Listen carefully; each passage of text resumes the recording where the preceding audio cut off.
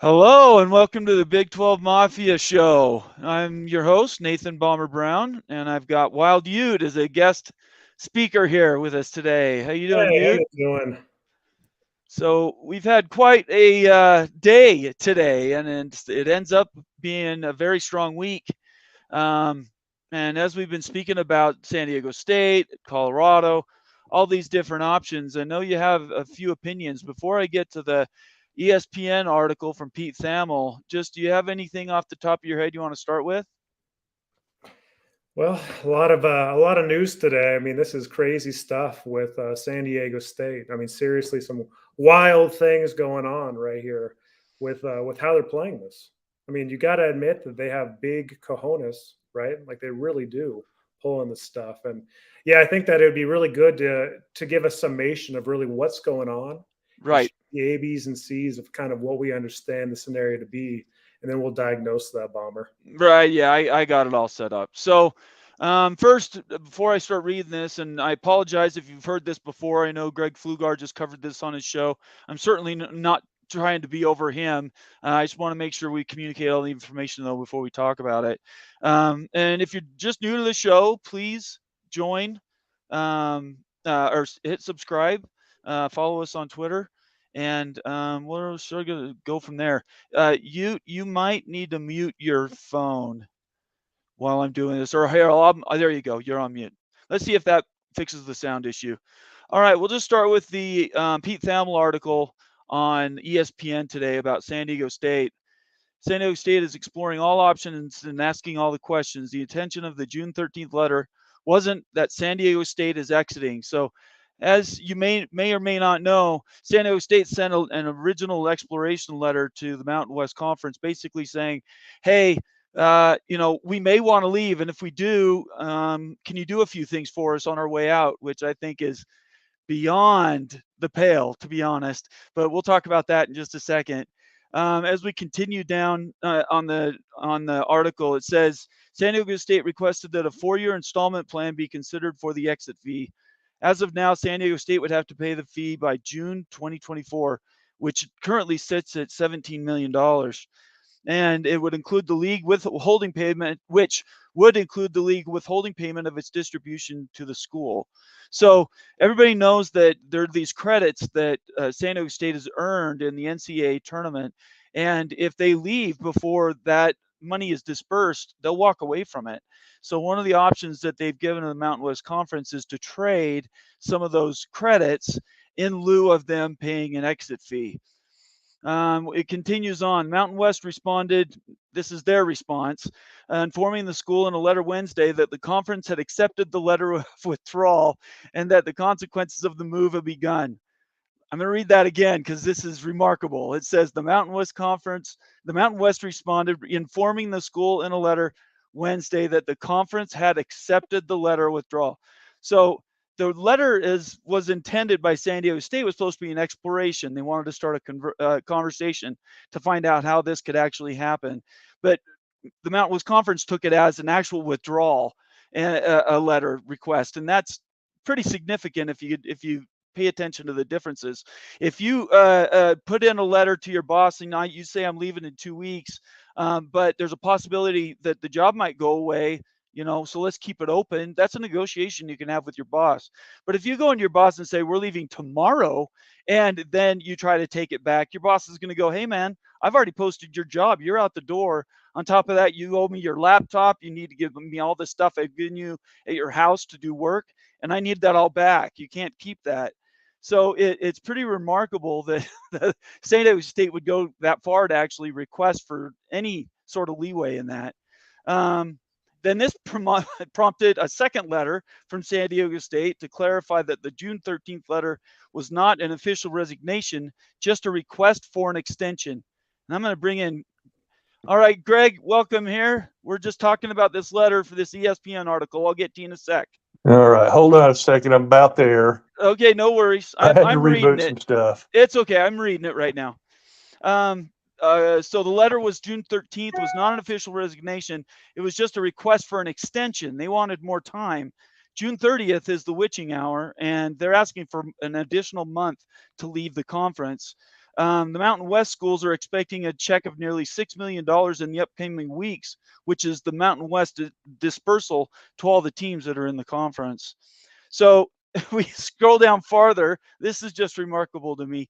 Mountain West says they're trying to find out what we're willing to do. They want to see if the Mountain West Conference is going to handle this nicely. Well, that's not going to happen. Everyone wants to find the best financial path for themselves, and it's clunky. So let's redress this one more time. Reset the table. San Diego State wants to leave. They want to go to a bigger conference. They send an exploration letter in, and it basically says, hey, we're going to be possibly leaving, but we need to go negotiate some stuff, and can we have a little bit more time before we leave? San Diego State's saying, no, that's not how it works. And if you leave, you have to pay us $17 million. And if you wait till July 1st, you're going to end up paying us $34 million, which is the next charge. So I would encourage everybody to read this article. It's Pete Thamel on ESPN. But let me just jump here to a couple other notes I want to make sure everybody's aware of. So this is an analysis of the tweet from Greg Welch. And his tweet says, San Diego employee took it upon themselves to email Oklahoma to try to spike BYU's membership, saying they could expound all the disadvantages of being in a conference with BYU. San Diego State didn't want BYU to move conferences because it would have blown up the Mountain West at the time. So now Mountain West in his hey, Bomber, will you back up for a second, Bomber? Sure. Yeah, go ahead. Tell me a little bit more about this tweet you're talking about. Is this fresh? Is this from today, or is this? It is. Yeah, this is from today. Okay. And the comment above is just a little bit of a side note saying San Diego State hasn't been the best partner when talking to people about leaving the conference. This quote that's highlighted is from one of the letters that went out today and in the articles that have been shown. The Mountain West responded to San Diego State and informed them June 14th letter that they accepted the letter of withdrawal. I summarized that. That prompted another exchange of San Diego State to clarify the 13th letter was a resignation. So that's a summary of what is going on. And it's quite remarkable because at the end of the day, if they've asked to leave and then don't leave, then what? Then another comment here from Ross Dellinger, who's a very well-respected journalist. He says, San Diego State then sent back a third letter in the exchange, clarifying that the letter, they do not want to withhold this year's distribution of money, which they said was $6 million. And they want to answer those three questions about leaving, which I haven't summarized, but it is one of the things that that they asked for. There were three questions. What would the charge be? Can we extend the time to July 31st? And what is the final fee that they would be charged to leave? So that's a summary of all the news that's happened today, and it's quite remarkable. I went through it pretty quick. I would encourage you guys to go to Ross Dellinger on Twitter, search out his article. It's very extensive. And Pete Thamel's article speaks for itself. These are not my words. I'm just repeating what they're saying. So now I'm going to bring back in the panel. We got Wild Ute, and finally we got Greg Swaim with us. Hey, Greg. Sorry about that, guys. That's quite all right. So what's up, Wild Ute? How you doing, Greg? Well, I was watching you call in on a Flugar's show, and everybody said you're so mellow. Like, so man, get fired up. He is fired up, Greg. All right, let's go, Greg. What do you think about all this today? I'll tell you what, right before a holiday weekend, you'd expect that, right? That's what you made a living on. You found those dumps late at night, on Friday night. Good stuff. Hey, it's not, by the way, on the Colorado deal, it's not Monday's meeting. It's going to be later in the week, right? Like Friday, they're going to set up another meeting, and then they'll have their open vote. That's what I keep hearing from Colorado people. So, and I'd never heard that before. I'd always heard, I don't know what these meetings are about. I don't know. Said Monday, don't worry about Monday. Worry about Friday. They're going to have another meeting. Yeah, to summarize what Greg's talking about is there's a Board of Regents meeting that has been announced for Monday. And in that meeting, in the agenda, it mentions maybe the hiring or an interview of a treasurer for the college. So, but there's an open session as well that's 15 minutes long that anything can be brought up. So what Greg is saying is that some preparation could happen on Monday, but any vote to leave, similar to like it was last week on a Friday, would be this coming Friday. Yep. And if they did do that, then that would sort of leave us to the trickle down of all the different things that can happen with Utah, Arizona State, and what have you. So, and this question is to both of you. What do you think happens to San Diego State now? The horse has left the barn. The barn's burned to the ground. There's really no way to go back. So what happens now? I love San Diego. Go ahead, man. Go. I absolutely love this play from San Diego State. It's such a big baller play. To me, I mean, they really are going all in on getting into the Pac or the Big 12. I love the aggressiveness.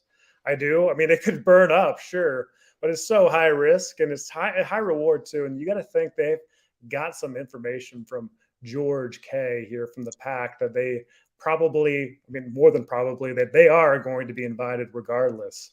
So Right.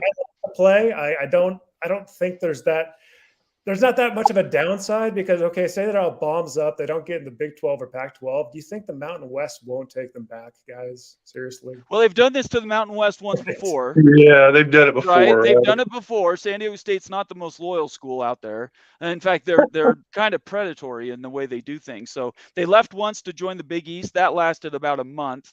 Then they came back when that blew up. The Mountain West let them back in, but they'd lost all their revenue for that year. So they walked away for what would this time be a $6 million deal.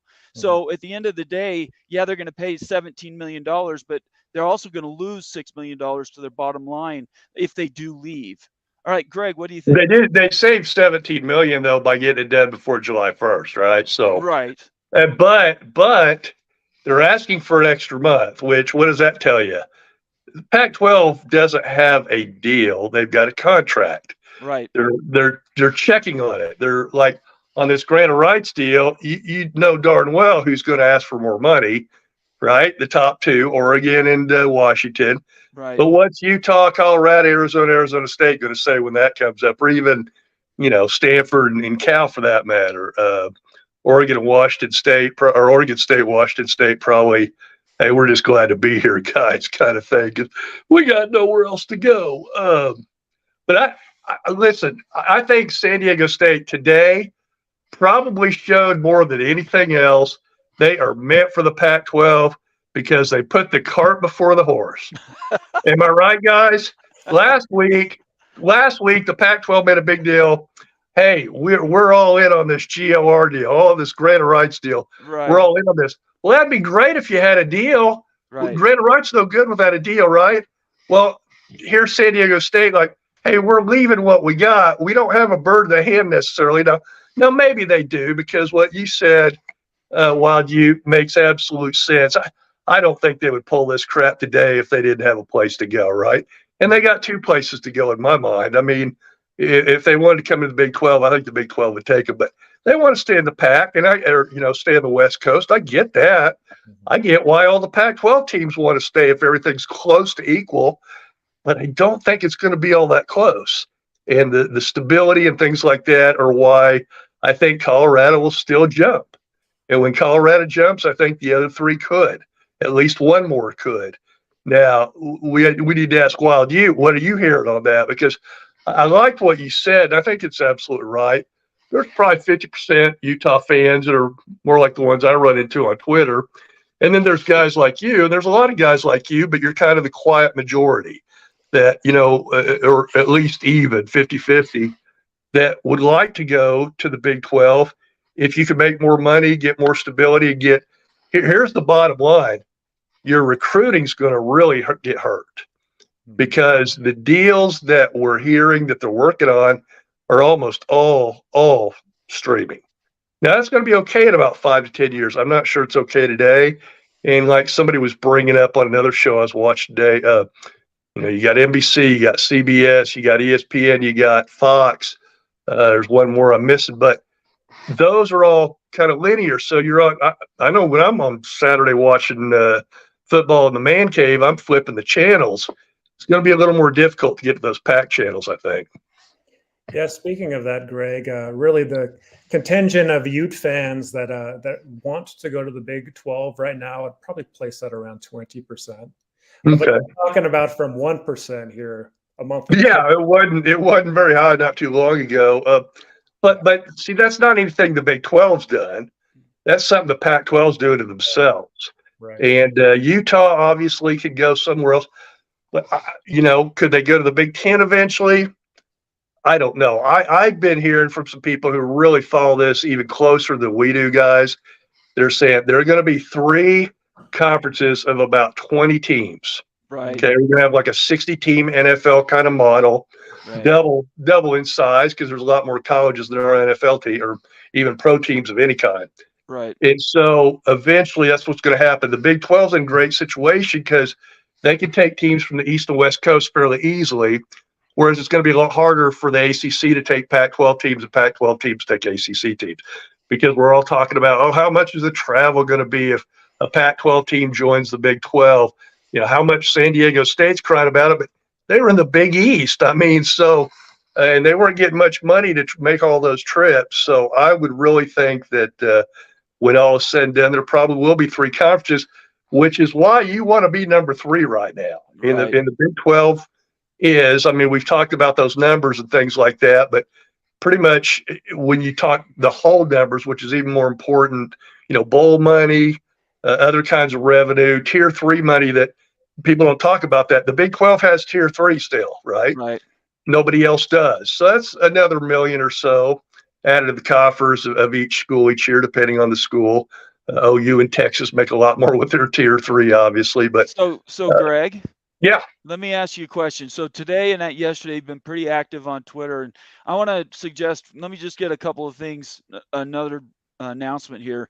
That QR code in the upper right-hand corner you're watching, take your phone, scan that, and join BYU's NIL Coug Connect. It's only $10. Join it, and they're giving money to the players, right? They're giving it directly to them. It's not going to administration or anything else. So definitely, Greg's backwards. It's the upper right-hand corner. Anyways, yeah, please, I got to point the scan that with opposite your way phone. to think of it. Next thing is, I need everybody to subscribe to this channel and then follow each one of us on Twitter.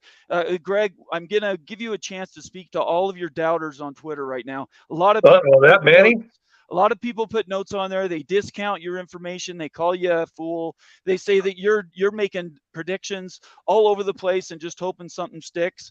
Can you just give a little history about why where you get your information and why it's so vital and important? Well, 90% of my information comes from football and basketball coaches, college coaches. Not usually the head coach, because the assistant coaches do most of the recruiting, and that's what I do for a living. We have a recruiting service we've had since 1988, about the same time we started any media stuff. But those guys, they hear a lot of things. Now, do they always hear the right things? No, because, shoot, none of the Pac-12 people know what's going on either. Some of them think they've got a deal. They don't have a deal. A deal would be a signed agreement, a signed contract from both sides, right? Right. They don't have that, which, even the most ardent of Big 12 or Pac-12 fans would go, okay, I don't think we've got a deal either, at least not one that anybody's excited about, or it would have already been done, right? I keep hearing no more than 19 million, plus every team's going to have to give up 5. Now, I don't know what the UCLA USC deal is, how much they're going to have to pay back to Comcast per team, but let's say it's 5, okay? And you got 19 million in the plus side. You lose 5 million. Now you got 14 million. And now you're going to take San Diego State and maybe SMU or UNLV or whoever, two teams that are not, they're not power teams, not Power 5, and they basically are going to suck up revenue. Well, the Big 12 had to do that. 2 years ago, they had no other choice. The Pac-12 has maybe a little bit of leeway there. They could go, hey, we're going to stay with 10 if we don't lose anybody. If they don't lose anybody I don't know why you would take San Diego State at that point, because is that not going to cost you money, guys? I think so. And now you got, if the numbers that I have are right, and I think they're pretty close, maybe plus or less couple million, 19 million per team, you lose 5 million per team, now you got 14, and that's going to be 12.5 when you take in 2 more mouths to feed. Okay, compare that to what the Big 12 money is going to be this year. they're estimating 44 million, and then 42 million for the ACC. And those are far below the SEC. Yeah, those are very conservative. Yeah. So when you're making 20 and number 4 or 3 and 4 are making, 40 million apiece plus, and then 1 and 2 are making 60 and 50 or whatever they're making, some ungodly number. 100. You can't go very many years. That's what the ACC is dealing with right now. And they're in a worse situation than the Pac-12 even, because they're locked in for 12 more years or whatever, 10 more years. You cannot live consistently next door to both your neighbors, and they're making 3 to 4 times what you are over a period of time. You are going to suffer greatly.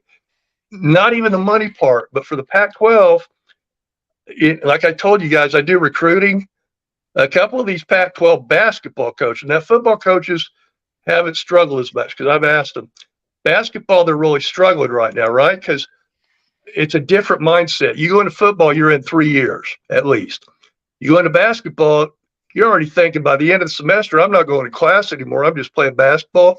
And then in March, I sign my deal and I go to the NBA draft. Whether they are or not, they all think they're doing that, right? So Greg, now you got to get as much. Are you saying that there's this uncertainty with the media deals causing issues with Pac-12 recruiting? Absolutely. You guys are parents, right? Yeah. Okay, little Johnny or little Susie are going to go play across the country, and they can go anywhere they want. They're going to go for 1 or 2 years. Well, if it's a boy, probably more likely to think that way.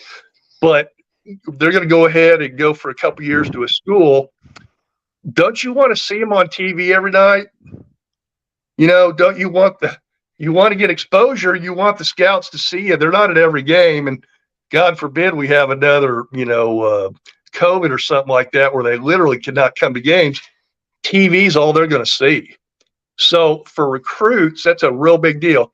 And it's not the recruits necessarily. It's not the mamas, because a lot of these kids do come from single parent households. But what the bigger problem is they have handlers talking to them, right? To the handler, like the father of that kid with Baby Gronk, right? All he's about is publicity. Well, if you're a kid who wants to play college basketball or pro basketball, pro football, you've got to get seen by the scouts. And 95% of scouting anymore is done on video. So, you can see more things in person probably, but you can see a lot more on video in your office. And that's what there are recruiting guys, that's all they do is watch film all day, right? Mm-hmm. So if you're not able to get film from those streaming services and things like that, like, I guess you could tape it, but the bigger problem is mom's not going to let her kid from Chicago or Houston or whatever go west. Now, Arizona's been still doing pretty well in basketball, but there was one coach the other day that I talked to. It's a longtime assistant. He's been everywhere around the country.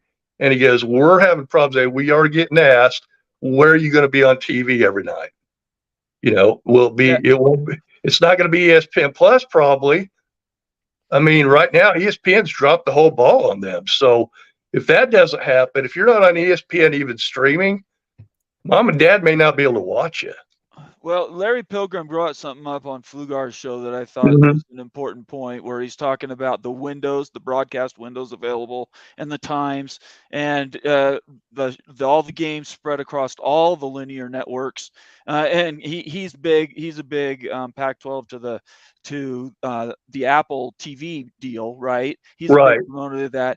But exposure isn't just the games, is it? Exposure is recruiting. Exposure is highlights on ESPN. Exposure is all the pre and post game shows on ESPN and Fox. That's where your exposure's at. And if you're not motivated to cover those things because it's on Apple, you're not going to get near the highlights that even a Mountain West conference could get. Well, what's worse than that is there have been several games, even last year. Remember when USC went and played at I think it was Oregon State, late night, and they almost got beat. That game was on the Pac-12 network. And I mean, we were all on Twitter, and some guy was like giving us play-by-play because we couldn't watch it anywhere. I mean, that was a big-time game. And this year, if that were happening, USC is, odds-on favorite to go to the playoffs. We want to see them early and often, right? Yeah. That's what I do I want to talk about USC and Michigan and Ohio State, Notre Dame, and whoever else, because they're really good. They might be in the playoffs this year. We can't see USC sometimes if they're on that network, and so hopefully it'll be better than that for them. But it has killed them, and it seems to be killing them again. I don't know. There's a reason. There's got to be a reason why all these networks are passing on the Pac-12. So we're hearing two things that are a negative. Exposure, I still think, is the biggest one, and that includes all what I just identified. And then the time zones, right? We're in a really late window for games. Even if you did games at, like, say 10 in the morning Pacific to get a 1 p.m. kick, you're going head to head with the big and then the SEC. So what are your thoughts about that? Because I think that's probably the biggest challenge. Yeah, from a Pac-12 perspective, from a Utah perspective, the exposure is the biggest issue. I mean, if you're playing on Apple, you've got big games on Apple, how many people are actually watching you? Let's get real, guys. Let's get real about that. Like, we're talking, like, for big-time games on ABC, you're trying to hit 2, 4, 6 million maybe. On Apple, if you had a big-time game, how many people are really watching that, let alone talking about it and everything else? It's definitely less than 1 million, I would have to imagine. That's going to hurt you in the long run, because there's going to be another package come up in 5-6 years, and you're going to go, oh my gosh, we know why the numbers are going to be low. In addition to, if nobody wants to watch the Pac-12, if it were on ESPN1, you know what I mean? Like, right. But now it's not. I mean, not like they need any handicaps to keep people from watching them, but now we can't watch them in a lot of cases. Yeah, I'm not going to. I mean, there might be 3 or 4 Pac-12 games, most of them involving Utah, USC, probably Oregon, right? That I ever want to watch. I mean, no offense to you, Arizona and Arizona State fans, but I would never tune into that game because they're terrible, and it's at the end of the year. Some of those games are just in Stanford, Cal. That's only important to Stanford, Cal, right? I mean, Utah fans aren't going to watch Stanford and Cal when they're both, 5 and 7 or whatever. So that's a real problem. And then you're going to have the problem of, well, okay, where are they on? What TV channel are they on? It's not one we find all of our football games on normally. They're just a lot of little problems that add up to the one giant problem. And I know that Klykoff, he inherited a lot of problems from Larry Scott, right? I mean, and the Arizona State president, I understand, kind of flexed his muscles and let Larry Scott do whatever he wants, and which was all bad for athletics, for the Pac. And I don't have anything against the Pac in general. I mean, I grew up a Big Ten fan. So they were the ones that always beat us in the Rose Bowl every year and kind of pissed me off when I was a little kid. But, so I don't have anything against them. The only thing I have against people is they just can't see the forest because of the trees. I see what problems the Big 12 has. I'm the first to say, look, the Big 12 is in great shape. You know why? For the opposite reason you'd want, because nobody wants any of them. Of course. I know that. Right. I know the Big 10 and the SEC aren't talking to any of the current 12 teams or new 12 teams or whatever. I know the Pac-12 has been a couple of times, but they only wanted certain teams, just like the Big 12 wanted certain teams. But this time around, the Big 12 was going to go, if ESPN and Fox made it worth their while, they were going to do a complete merger. It was brought up, and the Pac-12 president said, no way in hell. Yeah, we don't need to readdress that. That was just dumb. Well, I wonder if they could. I don't know. Is it too late to readdress it now, knowing what we know now, and the Pac's been kind of sitting there? Could we readdress it now? I mean, they're too far down the rabbit hole, Greg. Their egos are way over. Yeah, they've written checks that the contract will never cash. Yeah, that's unfortunate, because I would have loved that, because what that allows you to do is that allows you to basically continue as two conferences, basically, and the winners play each other, of each, play each other in the championship. It'd be that would have been awesome. You keep your autonomy, basically, but you also get to play some other teams, especially in the sports where you play a lot more games: baseball, softball, basketball. But it would also increase the payout. We'd be talking 40 to 50 million. It was going to be more money for everybody. That's right. If they would have done it. But anyways, that ship has sailed at this point. You have you know what? anything else you want to You know, say? we're talking about the exposure with Apple, and like one final thought on that. Okay, this is like an anecdote here, but I was talking to my brother-in-law, whose family season ticket holders for the Utes. Okay, I asked him, "Hey, just curious, would you pay extra on Apple to watch Ute away games?" He goes to the Utah home games just for the entertainment, right? He's not Right. a Ute fan, but he goes because it's fun. He's like, no, I'm not going to pay any extra on Apple. If we're talking about someone that goes to the actual games, I'm not going to pay extra for Apple. In that case, I'm really concerned about how many Right. people are really going to be tuning in. We're talking about recruiting and everything else. Like, guys, it's a big concern. I Well, I got 100% agree. I got the NFL Network one year, and I realized about 3-4 weeks into it, I don't need this because they're showing me the games free on the local channels that I want to watch for the most part. You know, you get 5 games on Sunday, right? So, or 4 or 5 locally, plus the late night Sunday night game on NBC. You get the Monday night game free. You get Thursday night game. I've already got what do I have? Prime. So I already have that, and they don't add anything extra for you to pay for it. So I would watch it if it was on a channel that I already paid for. But no, I wouldn't even pay for Oklahoma State, you know, my own mother. I would not. I think the principle thing. Well, you know, like the pay-per-view boxing, I have never in my life paid for pay-per-view boxing, and I never will because it's the principle thing. But you know what I have done? I've gotten on Twitter late at night when somebody's sitting watching it and putting their camera on it on their phone, and I've watched it that way. Greg, why would I want to put money in those guys' pockets? You need a hobby. That's just not okay. There's an honest take right there. I think we're gonna change gears here. Let's answer some questions because there's some All good right ones in the comments. BR, a loyal listener and watcher, really appreciate you being here, BR. I feel that Big 12 needs to be at 20 before 2026, which is the next negotiating window for the college football playoff, to be in a better position themselves for playoff reform talks and to ensure their future contract success. I don't think anybody here disagrees with that, right? Well, that's a great comment and brings up another part of it. You know, this week we were talking about Memphis, right? And by the way, that was, I have a source in Memphis, but he was really wrong on this one. And he apologized to me. He said, hey, I talked to our athletic director and he thought he was in town. There were some other Big 12 people in town, but technically, I guess Yormark was not in town. So okay, so that's a mea culpa at this point, huh, Greg? Because yeah, absolutely. Because I came out with that. Right. There were some Big 12 representatives there. That much is true. Right. But I had said what I was told that Yormark was there. Yormark was not in town. Okay. Right. But here's the deal. When all started coming up about G5s, what did Big 12 fans say? We're not a G5 conference, even though we just took 5 really good G5s. Here's the deal. The TV people are going to tell you who to take, okay? So if Yormark takes Memphis, don't cry about it, Big 12 fans. Rejoice, because that means more money for your program.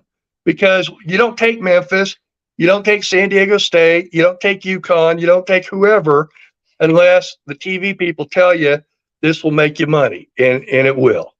I think so. Do you want to say anything to that? I'm just looking at this comment here. Sorry. Oh, this new comment from Locked On Oklahoma State.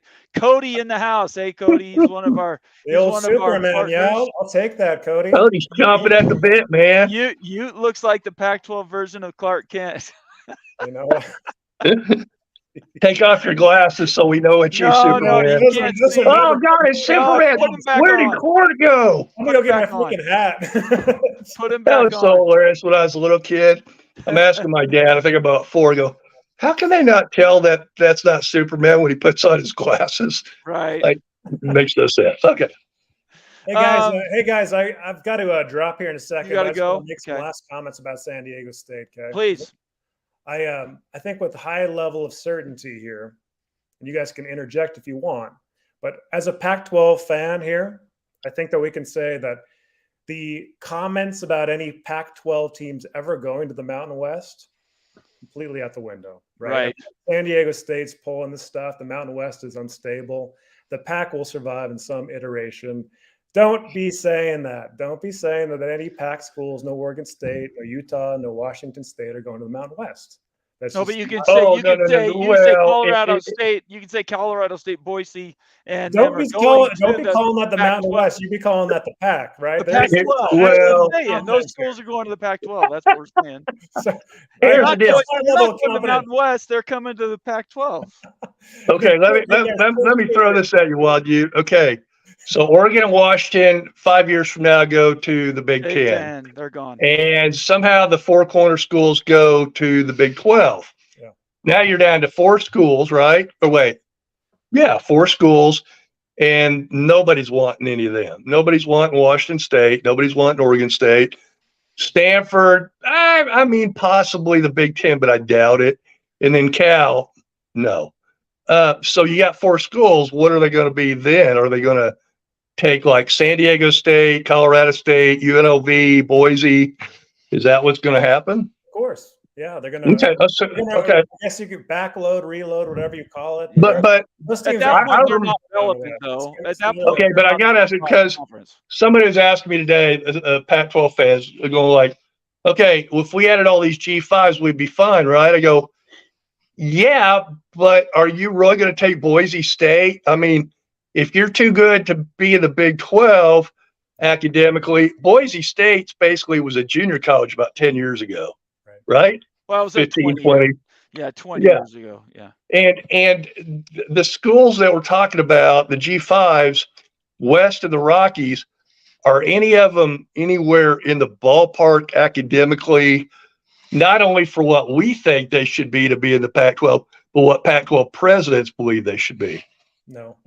The answer is yeah. See, that's what I was telling them. I'm like, that's not the problem. I mean, the Big 12 could take 4 or 5 G5s like that, and none of us would even add. I mean, I've got 2 degrees, but I'm not an elitist. I don't think my university's better than anybody. I don't think they're necessarily worse than anybody. I know what the rankings are and things like that, but certain disciplines, like I'm in business, Oklahoma State has a really good business school, and that may not have something else. I don't know. I don't rank those deals like U.S. News and World Report does. Mm-hmm. But the Pac-12's in a really tough situation, not just because, they're kind of landlocked to the west, and unless they go far east, it's going to be hard to find anybody. But the schools that are available that are, G5s west of the Rockies, are any of them in the ballpark academically? I don't think they are. Well, San Diego State's pretty good. I think San Diego State is. Are they AAU then? They're not AAU. No. But they're R1. Okay. R1 yeah, but research. You're talking about Rice, you're talking about SMU. Yeah. I believe those are schools Tulane, that are Tulane is up there, yeah. But those are all in the middle of the country. You were talking, Greg, about. But that would open up your Texas recruiting, and it would certainly make Coach Prime happy because he wants to get into Texas a lot. Right. So. We just lost you. Did we lose him? Was he on a timer or something? Man, Are you still there?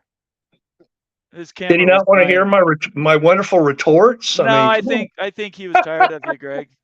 All right, so I put the invite in here in the chat message. Anybody wants to join the show, Greg and I will take your questions. We got about a half hour or so that we want to be interacting with you guys directly. So feel free to join the show, and he and I will take your question and your comment. Let me repost that link. And if you want to do that, that'd be great. Greg, I really think this stuff is important, especially as we move into this next level of what happens after June 30th, right, is discussing what the organization is for things like how realignment is looked at for the next 3 years, right, until 2026. What are we doing for the schools that are currently in these new conferences? How big and how quickly do the Oregons and Washingtons move to the Big Ten? What are the values for these different conferences in 3 years? Those are questions I think we all need to explore. And those are questions that'll be answered in large part by the TV people, right? Because they, really, I think the TV people got kind of ticked off at Utah. Because, not Utah in general, but the Pac-12, when they would not merge. They basically told them, look, you guys need to merge. We'll make it worth your while. And they were, it wasn't that they thought the football or the basketball was not any good in the Big 12. They thought the academics were not any good, and that was a big thing to them, obviously. Right. Of course. Now we've had Kaufman join the show. Hey, Kaufman, how you doing? I'm doing pretty good. All right.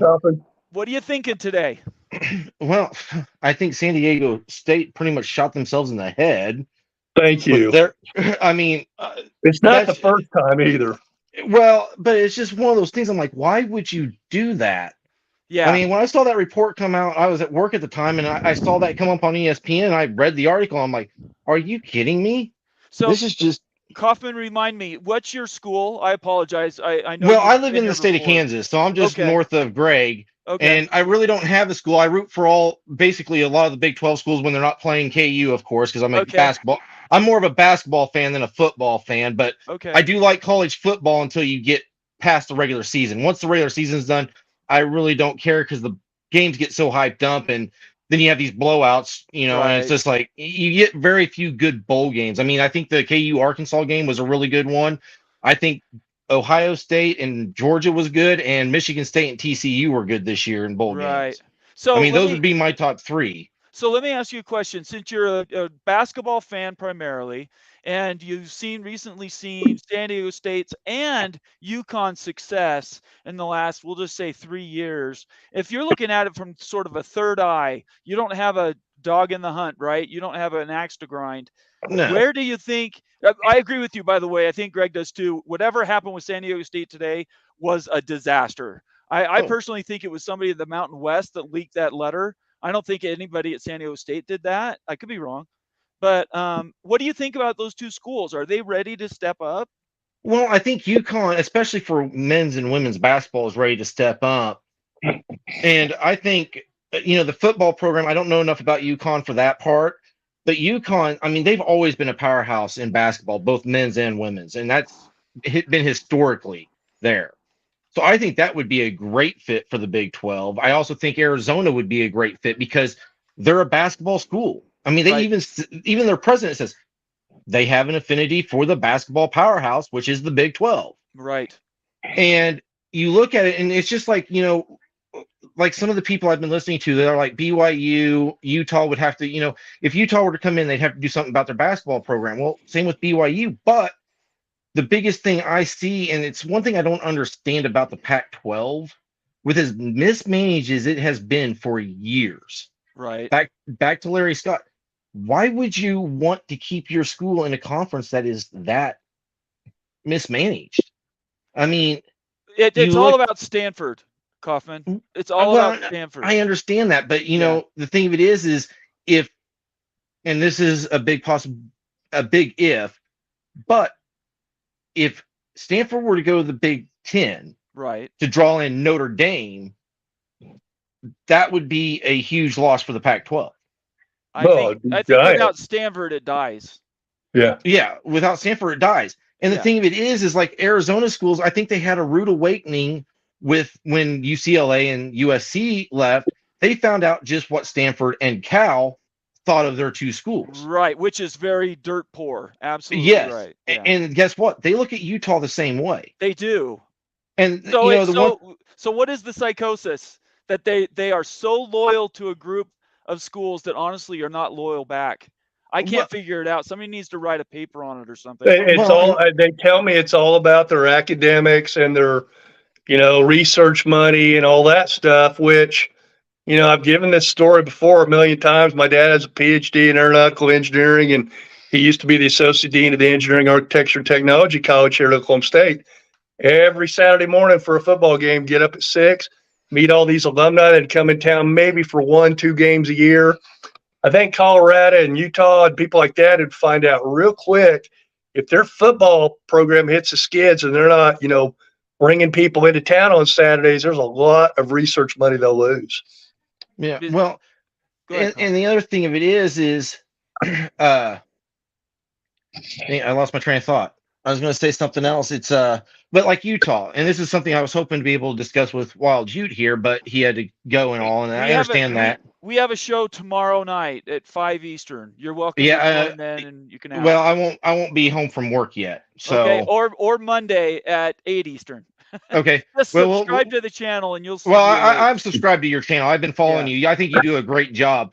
But the biggest problem for me, you know, growing up here in Kansas and watching and everything, I don't know anything about Utah. Right. You know, when you look at like what the Big Ten is looking for, and it's what they've said, they're looking for big brands. That's what their media partners want, are brand names, national brand names. Unfortunately, Utah is not a brand name. Right. Not like Oregon. It's growing. Yes, but in the same token, you look at the Big Ten. Okay, Utah went to the Rose Bowl 2 years in a row. Right. Who did they lose to? Nobody cares. Well, but the thing of it is they lost Ohio State and Penn State. Okay, Ohio State when they lost this is what I'm getting at.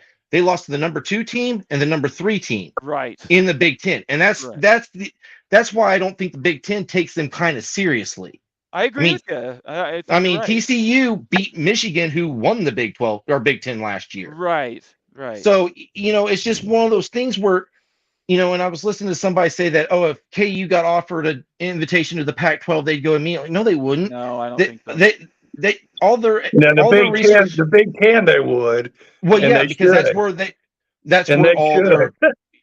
that's where they do all their AAU research with, is all the schools in the Big Ten. So they've already got people they know there. Right. So if you really want to tick off an SEC fan, remind them that Oklahoma and Texas and Missouri, and I can't remember who else, they always wanted in the Big Ten. The SEC was their number 2 choice. But, of course, the SEC is making a lot more money than everybody else. So they did. And now I think Sooner fans are starting to realize what we've been telling them for a year. Be careful what you wish for. Yeah, absolutely. I think Texas and Oklahoma are going to regret going to the SEC. It's going to be a tough road. They'll get a nice check, but that's about it. Yeah, all right, Kaufman. Thanks for joining. I appreciate that. We're trying to move through a few calls today, but no, that's good meeting you, Kaufman. Yeah, nice meeting you, Greg. I know you're just down south of me, so not that far away. Come to Stillwater and send me a tweet. Yeah, well, I've been down there to Eskimo Joe's. There you go. Good place to go. That's a good place to go. So yes, sir. I'm up here by Wichita. So talk to you guys later. Hey, thank you, Kaufman. I appreciate Take care, Kaufman. Thank you, guys. Bye. Okay, bye-bye. All right, now we're going to bring in the loud mouth of the Midwest. Here's trouble. Here we go. The mouth of the South. Let's go, Big Papa Pump. Yes, man. Dude, I swear I may have just jumped on here so I could hear you announce me as Big Papa Pump. You missed the 2.7 part, but we'll let it slide. All right, so I do have 2 very serious questions. The first of the serious ones is, dear Greg, where do you get your hair product, man? I don't know where all mine. You know what? This is right out of the shower, dude. But I need a haircut and a beard trim bag. Man, don't lie to me. I haven't, dude. Next time you see me next week, I may be like totally shaved. I don't know, but I'm definitely a lot shorter. So I submitted my application for a Big 12 media pass. Yeah. We'll have to see. She's given me a yes and a no, so we'll have to find out if that goes through. But well, dude, I can help you with that. I know one way or another we'll work it out. But I think I just can't go because we got some makeup. Grandparents got to go to makeup baseball games. I totally get it. Darn it, Greg. I know, right? So I got to keep me in line, man. So, Cody, I got a question for you. Yes, sir. So you saw this stuff about SDSU today. What was the very first thing you thought when you saw the notification?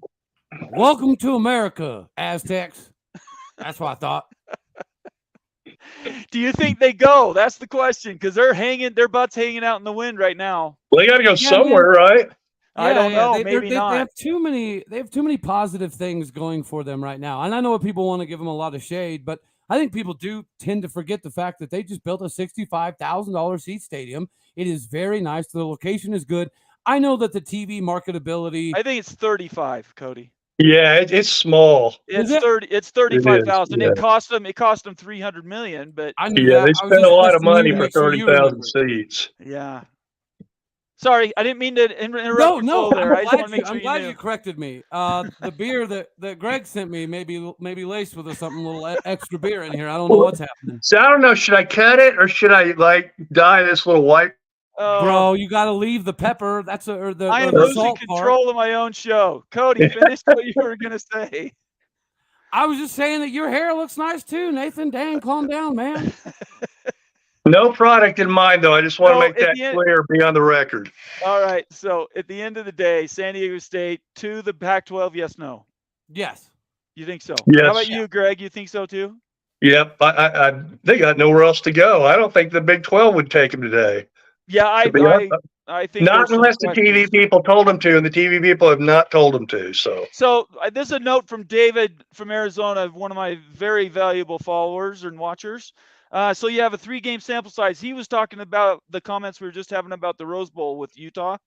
And he's saying the sample size to guess the numbers for a 12-game season. So what he's trying to say is he doesn't buy that everything was low with Utah in the Rose Bowl. Well, I mean, they went to the Rose Bowl. That's a big deal. I mean, to win your conference and all that. They just got beat by the number 3 team both times. So Right. you're number one. When your number 1 conference team gets beat 2 years in a row, basically it's more of a home game for them, right? Obviously, than Penn State and Ohio State. But those teams have been to the Rose Bowl probably. Well, at least Ohio State has been to the Rose Bowl many, many times over the last 100 years. But in this case, no, be proud you won the conference and all that, but you really probably need to win the Rose Bowl when you're playing the number 3 team. Cody? Well, I'll just say, like, I get it. I think I agree with Greg to some degree. It's a very big deal. As far as the financial aspect of it, I think that would kind of pale in comparison to how much it matters, right? I think the perception and the ability to help ascension is more important than the financial dollars. I think some of this financially just gets lost in the shuffle when, we forget that you are talking about allocation of resources. You are talking about future security in the game of football. The landscape of college football has shifted. The idea of mega conferences has already been put out there. And thus far, the things that have been put out there have inevitably ended up coming true, unfortunately, right? And I don't think we can control it. I think the most that we can ask for is that everybody get what's best for each individual school, because the landscape will change. Some of these teams that are kind of hanging in the wind will not be in a good position at some point in time in the next few years. So Utah is in the top 60. BYU is in the top 60. Yeah, Oklahoma State's and top 60 is where you want to be. Where is Washington State? Where's Oregon State? Because I care about those fan bases. I don't think they're in the top 60. Matter of fact, I don't think they're in top 70, buddy. I was working on some today, and I don't think they are in my. They were. I did basically. I did 40 to start out. I did north, south, east, west. Okay. A couple teams. I gerrymandered a little bit because there's much more strength in certain areas of the country, obviously. Right. But and took a couple Big 12 teams and put them with some Pac-12 teams in the West, which you got to do. But I think it'll be bigger than that because I think there's a lot of good teams. I think 60 bare minimum, and it could go higher than that. Yeah, I could see 60, like 64. I could see 62. And I'm not over here trashing on Oregon State by any stretch. I love the fact that they wear. Oh, I wish they were in, but they're not. Right now, they're not. And no, exactly right. Like I do think that sometimes people can get a little punch drunk in love with recency success. Oregon State had a phenomenal season, but let's not discount the 20 years previous to that. And I'm only saying that as an Oklahoma State fan, because before Mike Gundy, we would have never sniffed now, not a nothing. Matter of fact, the first half of Gundy's tenure, we probably don't sniff now, not a nothing. But because we've had 15, 16 years of consistent success, I do think that it does put some schools in a different classification. So if Oregon State can find a way to, maybe sneak in a Pac-12 title game in the next year or two, I think it puts them in a good position moving forward. I don't know if it puts them in the top 65. So, and I agree with you, and I think both of you guys' analysis is spot on. We've got a comment here from James Hester, another loyal viewer. Hey, fan of the show, I like to hear that. Thank you. We're trying as hard as we can to make the features work for you guys that are watching. I have created, I've monetized the join button. So if you do join the show, it's $10, but all your comments for every show for every month are highlighted. So they'll always be put out. So if you want your voice out there, you don't want to start your own show, that's a good way to do it. Next well, thing hold is, on. Let me get my eyes real close. See the baby blues? Now we can charge $15. oh wow, no, I'm not doing that. I thought 10 is reasonable. Anyway, that's the only thing I came to provide, guys. right. And please subscribe. Please follow everybody on Twitter and subscribe on shows. Both Locked On Oklahoma State and Greg Swaim is going to have a show coming up in another month.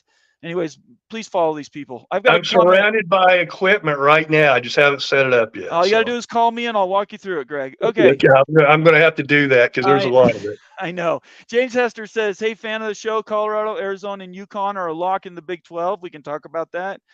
Colorado and Arizona are close to a package deal, I think, and your Mark wants UConn. I can't disagree with any of that. What do you guys think? I don't necessarily think it'd be a package deal, but yeah, I think you're pretty close to spot on, brother. I want UConn real bad, and I know your Mark does too. I mean, I'm a basketball guy. Now, nobody loves football as much as I do, but I've been doing basketball a lot longer. And of course, growing up in Indiana, that is a kind of a quasi-religion up there. But yeah, UConn and the women's too. I mean, gosh, who's been a better program over the history the last 20, 30 years than UConn? I'd love to have Gino Auriemma come in there. Might fill up the arena for the first time in a long time for women's basketball. Absolutely. Cody? I got sidetracked by Mr. James Hester. I'm so sorry. You're reading his next comment. Yeah, Let's just bro. read this next one. If like, Colorado, Arizona, and UConn go, who's the fourth school, Arizona State or Utah? Unfortunately, Wild Ute isn't on here anymore, so this isn't going to feel as fun, but probably Arizona State. I mean, and I'm not throwing shade. I think Utah. I don't know. I think Utah would be the better option. It would. I agree. I don't know that they're in I don't know that they want to pull the trigger yet. And I know Bomber and Ute have more info there, but if you guys held a gun, if you guys were on either side of me and held a gun to my temple, and I had to pick a school of the four, four corners, the one that will not ever be in the Big 12, if I had to pick one, would be Arizona State. And it's because their president is such a jackwagon when it comes to athletics. He can't, you know how we see the Pac-12 as these elitist snobs? Yes. He is the poster child for that, okay? Right. He thinks that his stuff don't stink. He thinks that his academics he thinks they're Harvard and Yale. We're talking about Crow, right, Greg? Yeah, I don't remember that good as Crow, but Crow, yeah. Yeah, he needs to eat some crow. Okay. Yeah, I would agree with both you guys. I think it would probably be the better of the two choices would be Utah, and I think Utah State or Arizona State was bought off with the AAU thing, and Bomber, they're in bed I've told with you Stanford. Up until a month ago, I was a huge Utah supporter. I swear to you, we've had this conversation. Right. It came out of nowhere, and then I started seeing Utah fan. I was like, where did these people come from? And you see all the ones that are on my Twitter feed. They're awful. So hold on a second. Hold on. You know why you're seeing them now is because you and I started the Holy Rival show, and we started talking Utah, and we started talking the Holy War, and we're bringing them out from where they've been hiding. I mean, honestly, I feel bad for Utah fans. This is the reason. They're dominating a league that is honestly a little down right now, and they don't want to walk away from something when they're on top. And who can fault them for that? They could possibly win the conference again this year, and they could still get left out of the playoff just because of how everybody looks at the competition in the Pac-12. Well, when's the last time a Pac-12 team was in the playoff? Oregon, but not since we've been to 4. No, they got it with the BCS, right? So, anyways, I want Utah in. That's my point. Washington got in, but they got killed, right? Yeah, so it wasn't even a game. Well, now, hey, Bomber, I'm with you, brother, man. I like Utah, and as we've all three discussed, I do think that the Holy War would essentially replace the loss of Bedlam. I think that's good for viewership. I think it's good for marketing. I think it's good for future security of the conference. Like, rivalries do matter. As much as people like Paul Feinbaum want to mouth breathe into a microphone and pretend that they do not, they do. They still drive the show. They still drive people's interest, and they drive people to do what? Exactly this. To go back and forth, to have a debate, to have a fiery conversation about, well, your team's not good enough because of X, Y, and Z. No, your team's not. You know what I mean?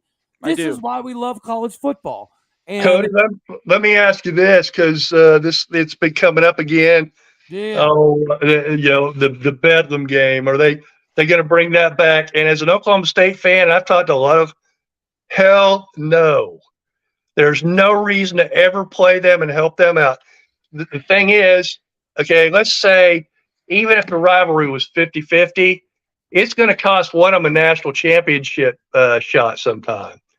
And that's why the SEC might end up costing themselves a team in the playoffs, because they want to make sure everybody gets 6 wins at the bottom feeders so they can go to a bowl and make more money, right? Well, that's why they went to 8 conference games. Exactly. Yeah. Exactly. Greg, you shouldn't have asked, because we don't disagree often, but we couldn't be further apart. Man. Okay, we're on tell me. Hemispheres.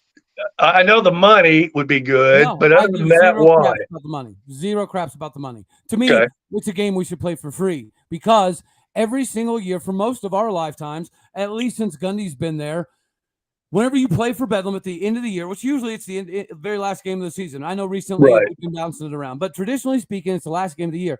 And I would argue, would you not agree that probably 85% of the last 12 years, it has been for the de facto or rights to go to the Big 12 title game? Yes. Yeah, they've ruined our title season. It's you know, true. It's true. It is true. But I don't there's no reason for us to play them. Problem. I find that as a Gundy problem. There's no reason for them to play us either, because there have been a couple of years, like one year they were probably 2002, whatever, when Les Miles was here, and we were like 3-7 and go down there. They're undefeated the whole week. ESPN had been down there around Thanksgiving weekend. They're the greatest team ever since sliced bread, and we beat them 16-13. Ruined their season, and they've ruined ours more than we've ruined theirs. But we have. That's the beauty of it, Greg. I don't want to run from nothing. It is, but don't you want to go? Don't you want to go to the playoffs? So yeah, I want to do it after beating them, because it means more. Then I want to play them in the playoffs. With the SEC, and we can say it just means more. Okay, okay. This is funny because it's 2 Oklahoma State guys going at each other. For the people that are watching, you got. He's a young guy. I'm an old guy. I've seen us get our ass beat a bunch of times. So I am empathetic for both of you, but I'm going to just call it right now and say I vote for Cody, because I think rivalries trump everything else. So. Yeah, because you don't have to worry about Oklahoma State losing. I have the same thing here with Utah, and as far as I'm concerned, I would rather that that last game of the season, whoever wins that game goes to the playoff. That's what I want. And that's been true for Oklahoma and Oklahoma State. So it's just been, I've got this idea about Oklahoma State. I've had this pretty much since I moved here 45 years ago this summer, is that Oklahoma State's a really good program. Well, they weren't then, but they are now. and they're like this little tree. And unfortunately for them, there's this big giant tree next to them that keeps all the sunlight, right? Same thing for Auburn. Auburn's won national championships. That's how good they are. But nobody in their right mind, other than some drunk, Auburn fan, would think that they're better than Alabama. And they've got that same big tree. Of course, we're talking trees. We're talking tumors trees. But they've got this big tree of Alabama that's keeping them from getting sunlight too. I want to see what Oklahoma State does when you don't have to even worry about the University of Oklahoma. Well, you're going to have a chance for the next 3 years. So good. Let's see where we're at. Charles wants to move on, so I kind of do. We'll save this. We'll move on. This is like we'll have our fight later on the phone or something. This is Oklahoma State eating its young, is what this is. Anyway, there you go. Charles M says, by the way, if you want your chat to be read, give me a super chat. It'll highlight and I'll pop it up. And there are so many chats, I can't pick everybody. You can kick me off whenever. I'm sure. I know you're all right. I did post the link if anybody wants to join the show, so we can kick Cody off. There's the link, and you're welcome to join. Here's the question, or here's a statement from Charles M. If no acceptable deal happens for the Pac-10, which we all think maybe might be there, Will the Big 12 media partners bless the merger and grant full pro rata, which we discussed, but we can talk about a little bit more. Cal Stanford media viewership numbers are just as good as North Carolina State and UNC. What? I don't know about that. That's the first time I've ever seen that. Charles, do you tell what you're smoking? Yeah. Hey Charles, are we sharing beer, buddy? Cheers. I don't, Charles, if you have a link to that document that shows, I'd like to see that. I would like to see it because I haven't seen anything that shows that Cal and Stanford's viewership numbers are good at all. Could I ask this question, Charles? Do you live in Las Vegas and had some recent visitors crash their little plane in or little saucer in your backyard? Just wondering.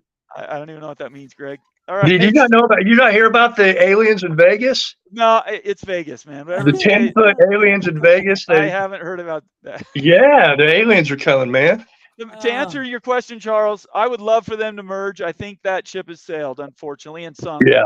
Because they're just dug in too much and they're entrenched in their opinions, and I don't think they can walk that back. Ask Tony Altimore, go to his show, and then come back and let me know what he says. Oh my God! Brian McDermott. Does he actually have a show? He does. Well, I don't know. Who knows what he's doing? Or he's just on shows like me for now, right? He's on something. He's an expert witness Yeah, until he's got pharmaceuticals, I think. Anyway, it's all about a school bringing in more than the mean value of a current conference. I think we're talking about the 31.7 that every school is getting now with the Big 12 conference. They're all the same number, right? And they agreed to that. I doubt Washington, Oregon do that for the big, which I think we would agree they would probably come in at a 50% valuation for several years until they would get 100. They need a good home, and I agree with that. I think they both do. If I was them, I would have already sent a notarized letter to them saying 50% I'm in, get me the hell out of here. Yeah, absolutely. Well, 50% of the Big Ten is a lot more than what they're making now, right? Not to mention the stability and you're gonna look if you're the what's the name of the commissioner of the Big Ten now? It's an Italian surname, I can't remember, but Petiti. Yeah, Petiti. If I'm him, I take them right now because it makes it easier for UCLA and USC because then you have your games on the West Coast and you only have to fly out east a couple of times a year because you're going to host let's say you got nine conference games, right? So you're going to play 5 at home one year and 4 at home the next year and rotate that kind of like the Big 12's done. And so you're going to have, let's say, 5 games at home, 4 games on the road, and you play USC and UCLA that year. If you're Stanford, I mean, you only leave the state of California twice all year. I mean, because you're probably going to play 3 of your non-conference games at home, right, like a lot of people do, right? So the travel part of it, and I understand it for the sports that, you got to travel a lot more because you play a lot more games, baseball, softball, whatever. But as far as football, don't talk to me about travel. Holy smokes. What did Oregon went to Georgia, and Utah went where to start their season last year? And both got beat, right? Yeah, that was not good. No, they already put their conference. That's what I talked about. They already put their conference in a big hole. Other than USC, nobody was getting in the playoffs, and they had to go undefeated basically to do it. Same thing this year. I don't see anybody from that conference getting in unless they're undefeated, and that's probably going to be USC, right? So, any more you want to add to that, Cody?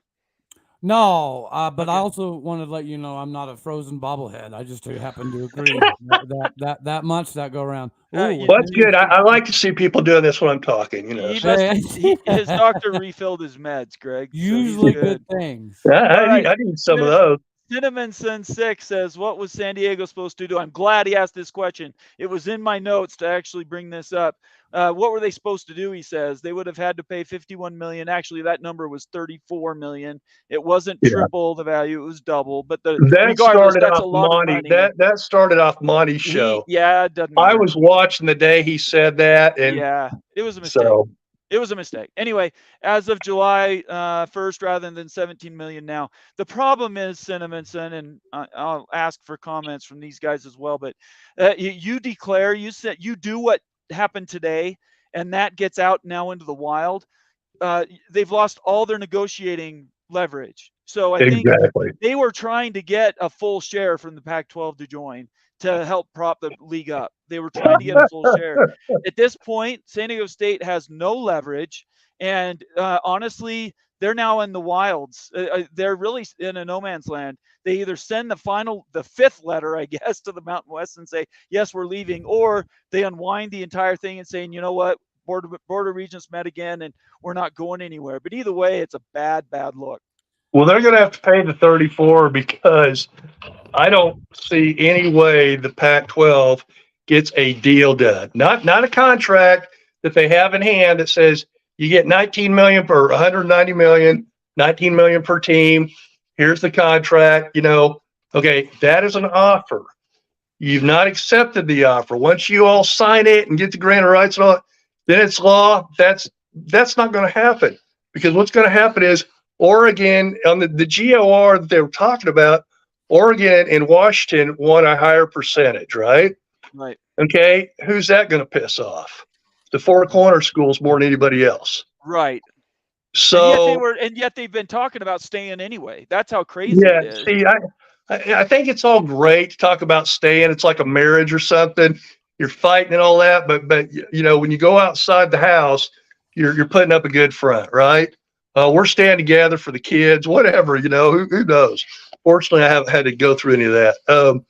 But that being said, it's just, it's crazy because they're saying they're staying together, but there's nothing to keep them together. Right. Right. I can't get I admire it, I guess, in a way, Right. that they're that, they're that to get, but I think a lot of it's fake, because when it comes down to it, Cody, we love the Big 12, right? But if they screw us around and we have an opportunity to go for more money, we're going. You've got to take care of your home team first. I do think security plays a big equation there. You know what I mean? Like, I think it would have to be a pretty significant gap. But yeah, no, I 100% get entirely what you're saying. Now, one thing I will say here, to take a little bit of a different angle on, yeah, it sucks for San Diego State, right? It's going to cost them money. There's no way around it. It was not a great move. But it's admirable, almost in the same sense as last year, what Dave Aranda did at Baylor was, right? He graciously let Jerry Bohannon go ahead and go because he was going to let Blake Shapen be the guy. And originally, every recruit in America was like, wow, Dave Aranda is a stand-up guy. He's amazing. He's a guy to play for. And then what happened? Blake Shapen wasn't exactly what they thought. Baylor went backwards. Guaranteed, he regretted that decision all year long.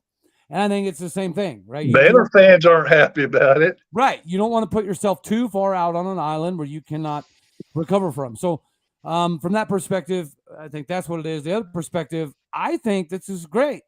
I think that if now anybody is dragging their feet too much, Brett Yormark can go to San Diego State and say, hey, we'll pay you this much. It'll be more than the Pac-12 can pay you no matter what. So why don't you That's true. So you get them at a discount. Yeah. I think that everybody likes a buy, right? But only if the TV people okay it. But this is my I think that Greg, I think with the pro rata clause, and if we do bring in a couple more Power 5 schools, whether it be Arizona, Colorado, doesn't really matter.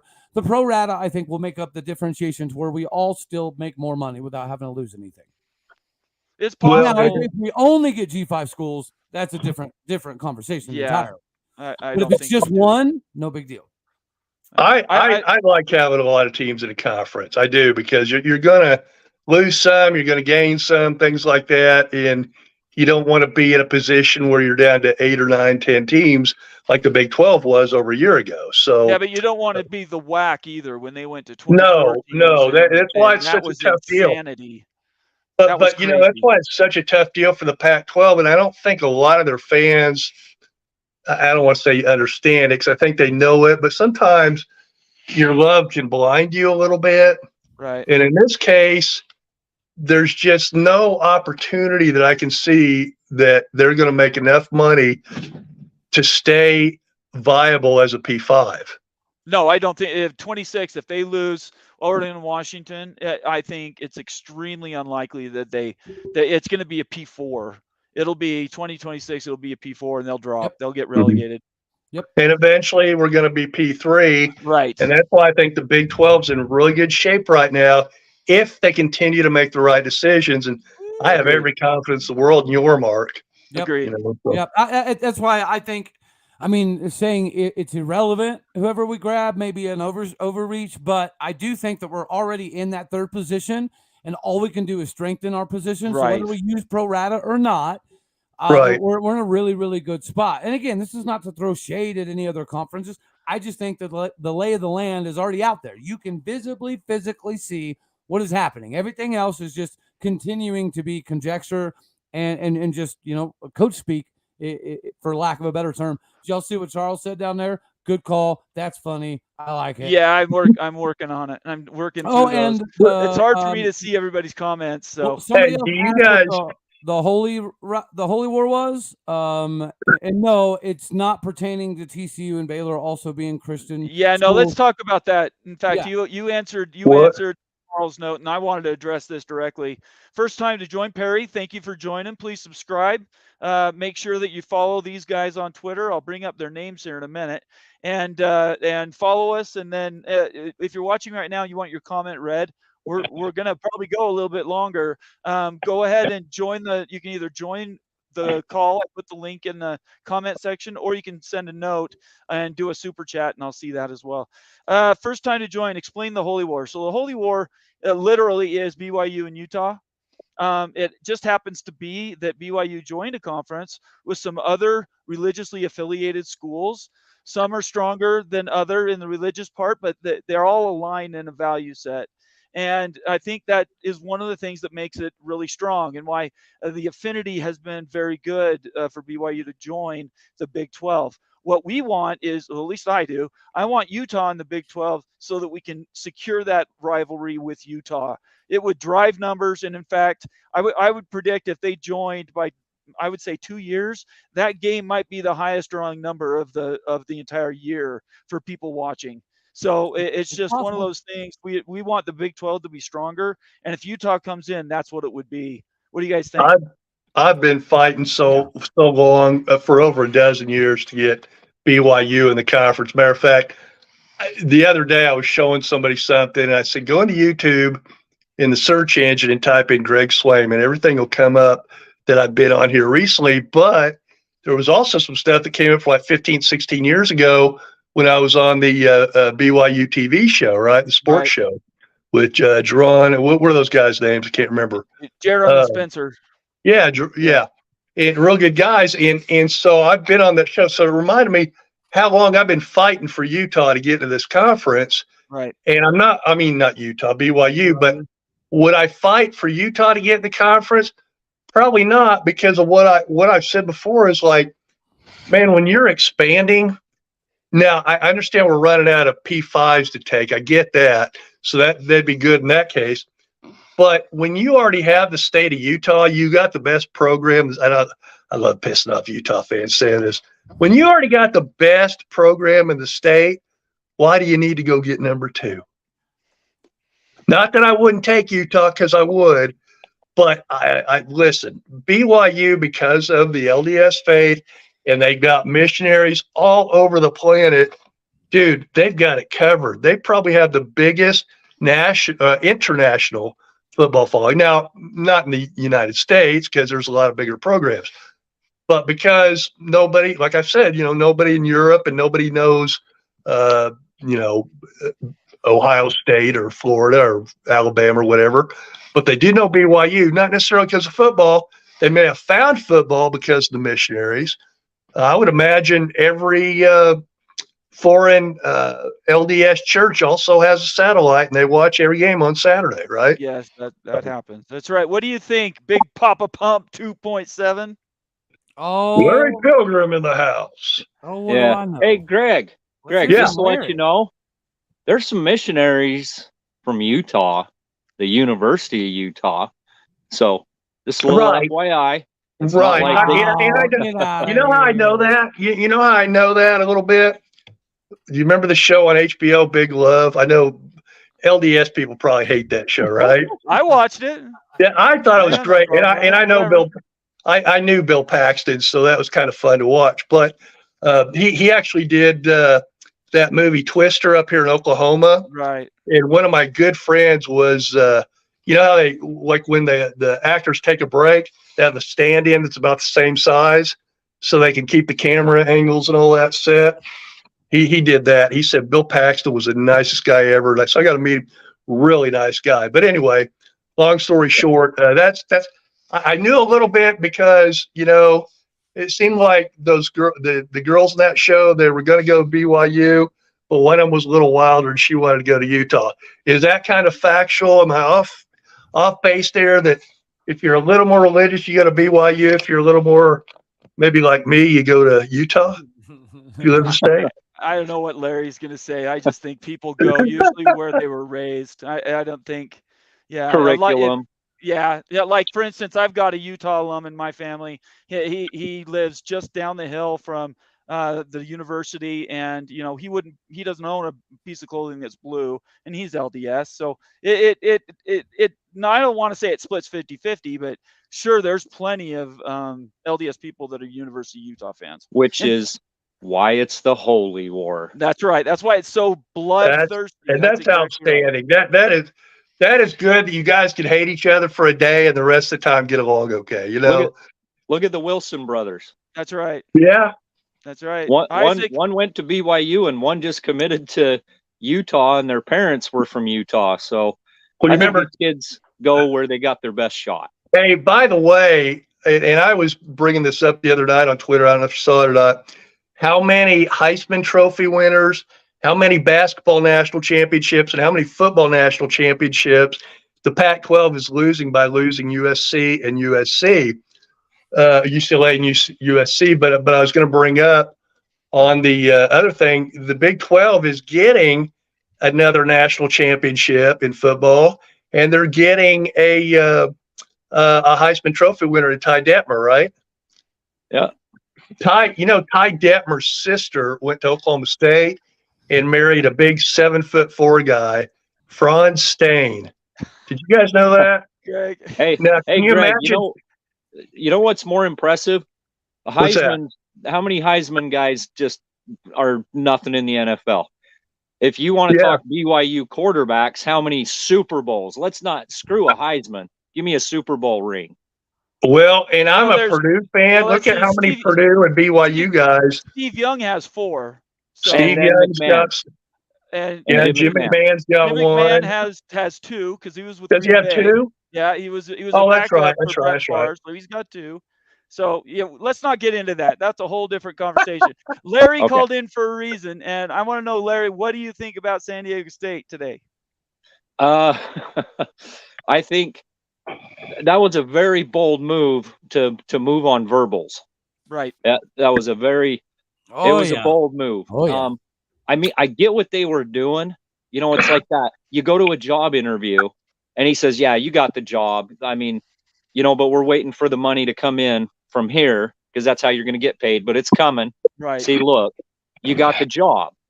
And so they went and, hey, if we give you 2 weeks notice, but this job doesn't pan out, can we it's one of those. That's what in an analogy term.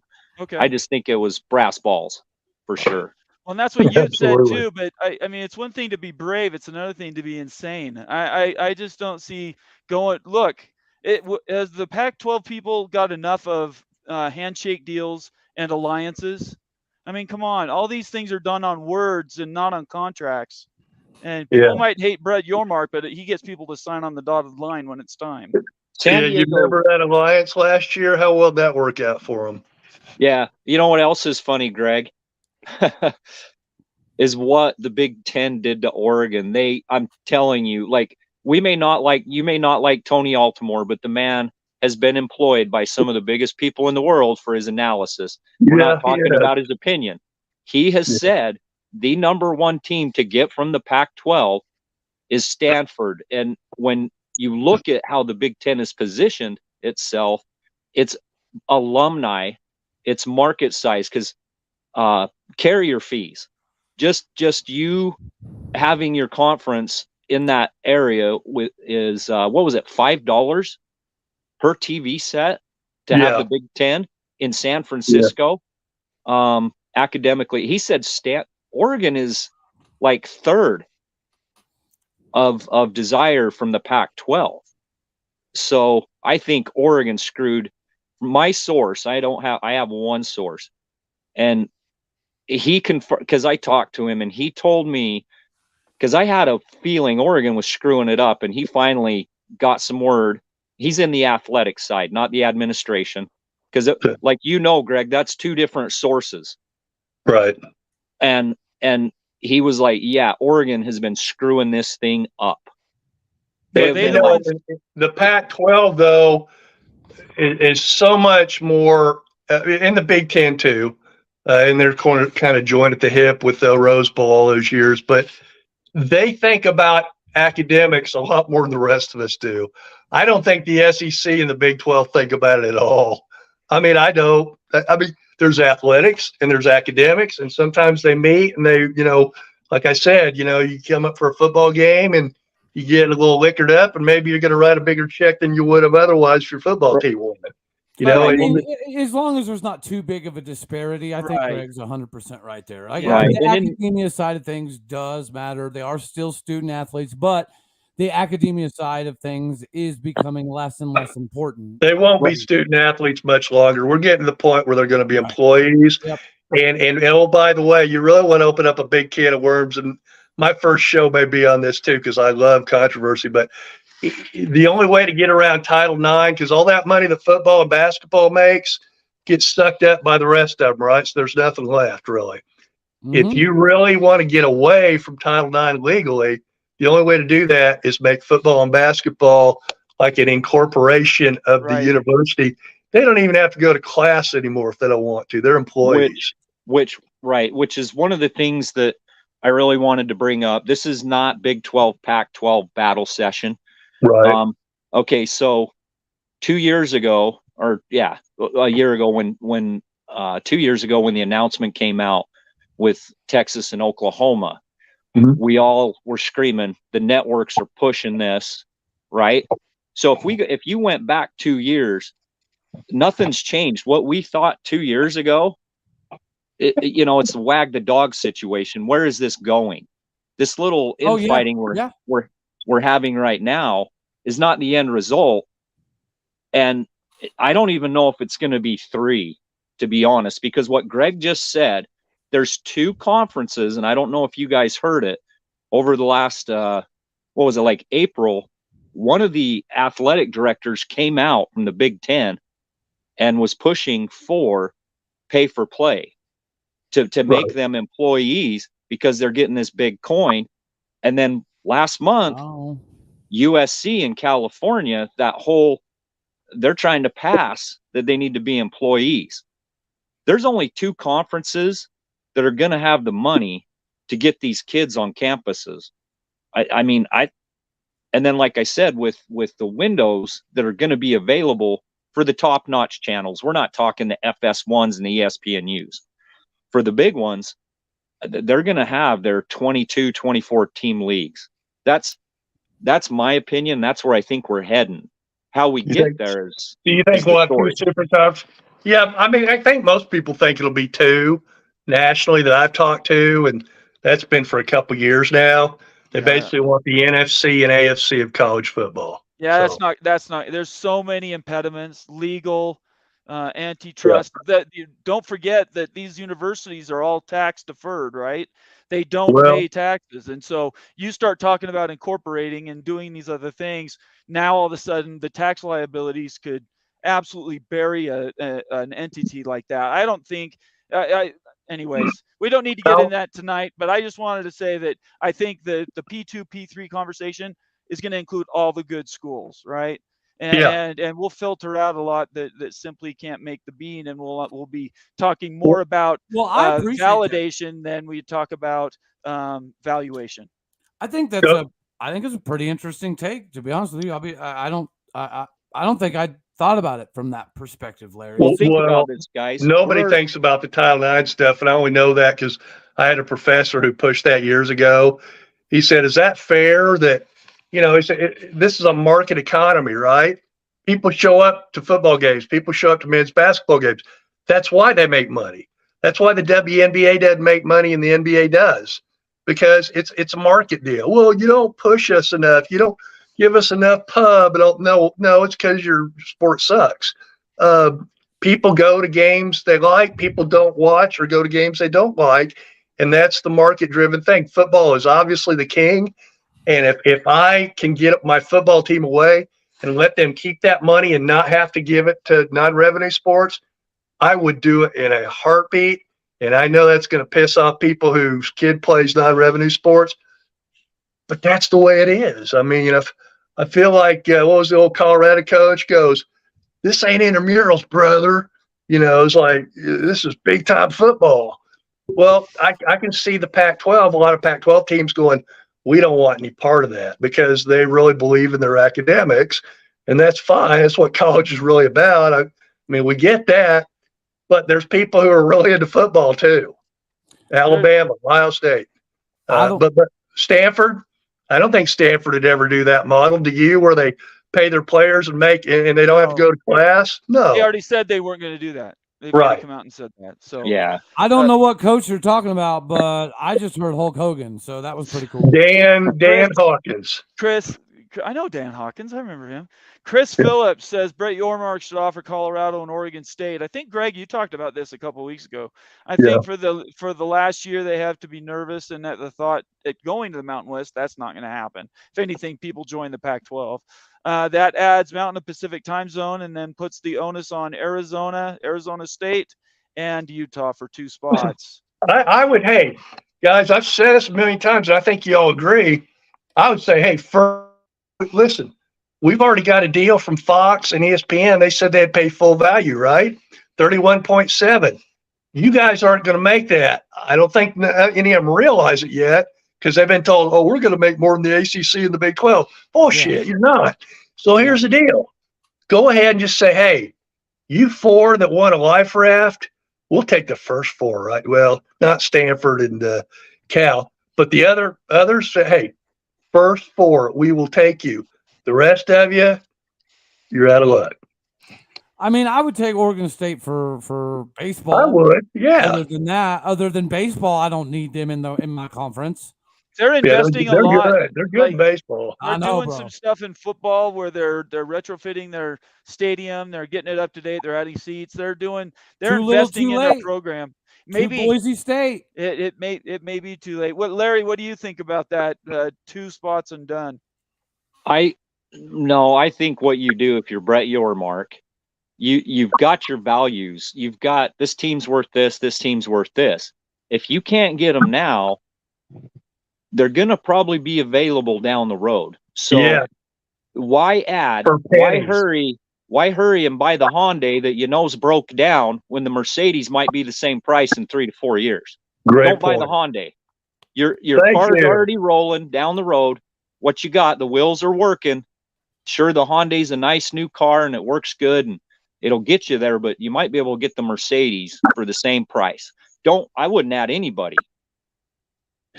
I would wait, because even the ACC, we all think that grant of right's going to be tough. Well, now you might be able to buy a BMW or a Mercedes in 3 or 4 years. I think you wait. Don't buy the Hyundai.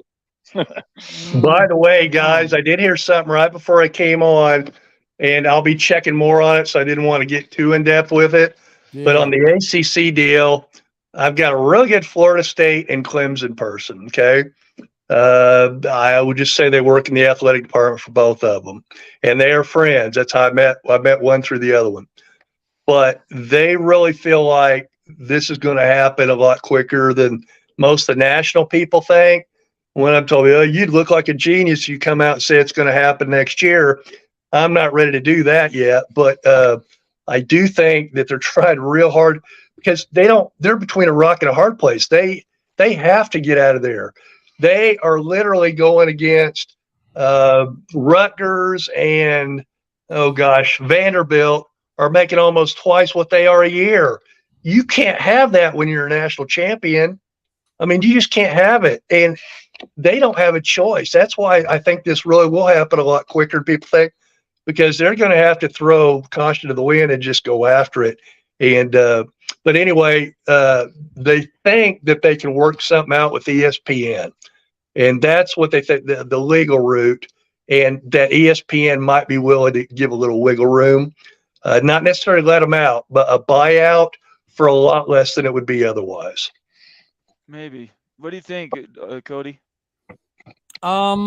Yeah, I mean, I don't know. I dig it. I get it. I was just I was reading Charles. I'm sorry. I keep Have we gone over those numbers? Did we go over those numbers before? Over the next 11 to 12 years, if the ACC makes what they're contracted to make through ESPN, compared to what the people north and south of them are going to make in the Big Ten and SEC, they will be almost 900 million behind over a 12-year period. Yeah, no, the system is broken. It has to be. We're talking almost $1 billion, folks. Yeah, just can't let that slide if you're Florida State and Clemson. I mean, they're probably top 10 programs, right? Maybe top 15. You just can't do it. Chris has got a comment here. It says San Diego State and SMU is not going to fill Colorado and Oregon shoes. I don't want to see another comment on Twitter that says Colorado State and University of Arizona leave, and we'll just slide SMU and San Diego State behind them, and nothing will change. Those comments are completely ignorant. They don't have any idea what the different values are for the schools that they're talking about trading. I don't want to hear any more comments about nobody from the Pac-12 going to the Mountain West. Buddy, the Pac-12 will turn into the Mountain West. What is the difference if they change or not? Yeah, I certainly hope in that. What are you doing? Come on, man. Once again, the Pac-12 has 3 really bad things going against them. One is they're not making squat money, so nobody's going to leave a Power 5 conference to go there, right? Who would do that? Nobody. None of the teams in the other 4 power conferences would go to the Pac-12 today. You all agree with that, right? Yeah. Okay. Yeah. Secondly, they're landlocked. They're all the Rockies and West, right? So it's a lot harder for them to go east and even Midwest than it would be for like a Big 12 to go east, west, north, south, because they're already in the middle, right? And third of all, they've got their snobby academic noses in the air, so they're not just going to take anybody. It could be Ohio State as far as ability-wise on the football field, but if they don't, if they're not AAU or they're not R1 and all that stuff, they're not going to take them because they're too snobby. Well, the blown up ACC, which I think is going to be 2030, 2031, I could see the rump of those schools and the Pac-12 trying to put some sort of a scheduling model together. Where do you think the Pac will be alive by then? I didn't say it was likely. I said if certain things happen and the Pac-12 survives now, Washington and Oregon leave, I could see the rump of both conferences getting together and doing an East-West conference, have nothing in the middle. I could absolutely see that happen. Yeah, because they would have to be forced to do, right? Yeah, Larry, what do you think about that? Well, hold on. You're about to see me get choked the heck out by my wife if I don't. Okay, all right, Cody. We'll see you later. Can we see that? Can we see that first? Don't give any ideas. Chucky, we want to see it. Come on. All right, see you, Cody. Hey, buddy. Bye, Cody. So, what do you think, Larry? Yeah, I think if I'm the Big 12, I like I said, you wait. Your car's running. If you can, I think you just wait. If you can't pick up the value teams, not that I have any disrespect on the G5s or anything, but the networks are in consolidation. They're not looking to bump people up. Right. They're just not. I mean, they're showing it. And so I think you just wait if you're the Big 12. If you can't get a Power 5, I don't think you go for it. I wouldn't add Oregon State just to say I got a P5. Even though it's all paid for. Right, because because West Virginia, Cincinnati, UCF, I mean, it's a trip already from Salt Lake up to Oregon. to Washington. That's already a stretch. Right. I think if you did it, Utah could fly to Alabama as quick as they could to get up to Washington, or Well, That's true. That is at the end true. of the day, a 1 hour flight and a 4 hour flight, if you schedule it properly and you condition well around it, like BYU has shown can happen, you can do those long trips. You do regional scheduling. I think it absolutely could work. The problem is going to be the GOR that the ACC currently has. Once it blows up, those 8 teams leave and the conference no longer is constituted. I don't think there's anything that's going to keep those schools together. This is just my opinion, but I think that's maybe a 1% chance that happens in 5 or 6 years.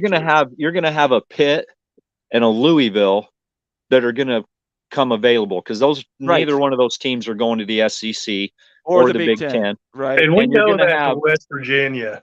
We need to give West Virginia some travel partners. For about 20 years now, they've been getting a lot of frequent flyer miles. Yeah, we need to do some Eastern schools. I think so 4 is okay. Go ahead. Yeah, that's what I'm saying. Like, you've got some BMWs on the East Coast, and you got a couple of Mercedes on the West Coast that, if things are going to go the way they might go, you might pick those up for the same.